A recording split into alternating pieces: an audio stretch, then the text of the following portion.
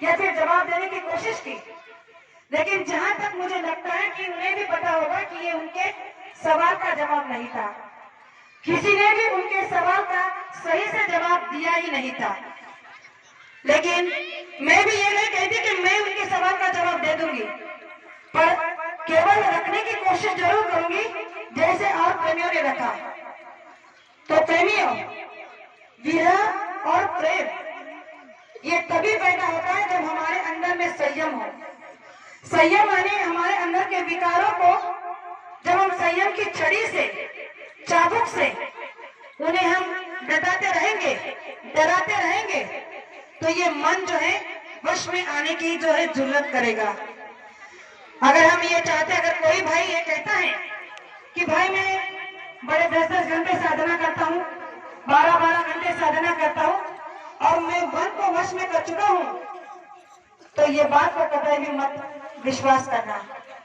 क्योंकि गुरु महाराज ने कहा कि पूरब का सूरज पश्चिम से निकलता है, ये बात सही है, और पूरब से निकलने वाला पश्चिम में निकल जाए, ये बात भी सही हो सकती है। लेकिन अगर कोई ये कह दे कि मैं अपने मन को वश में कर चुका हूँ, तो ये बात बिल्कुल झूठ है। क्योंकि मन को वश में करा ही नहीं जा सकता, इसको केवल काबू करने की कोशिश हम जरूर कर सकते हैं। हमारे संयम की छड़ी से, हमारे संयम के बाणों से इसे हम वश में करने की जरूरत, वश में लाने की जरूरत कर सकते हैं। तो आप कहोगे कैसे?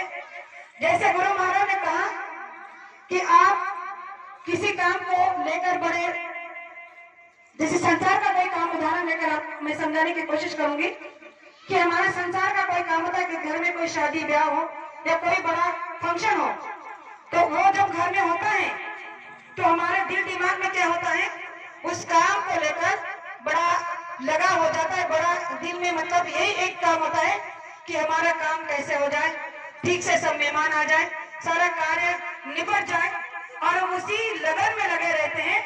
फिर कोई आए जाए, हमारा पूरा ध्यान, हमारा पूरा जो लक्ष्य होता है वो गोल हमारा पूरा उस काम पर, उस पर फोकस रहता है।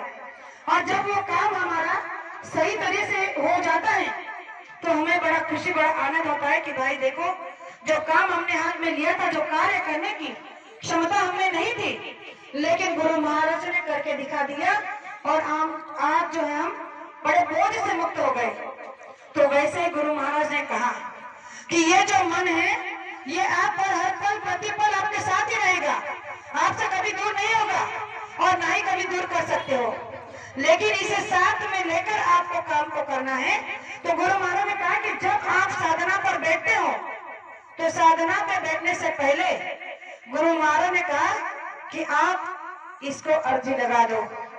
मन को कहा, गुरु महाराज ने मन को अर्जी लगाने के लिए कहा कि इसे कहो कि देखो भाई, हमने इस जन्म में नहीं, हर जन्म में आपकी सुनी है।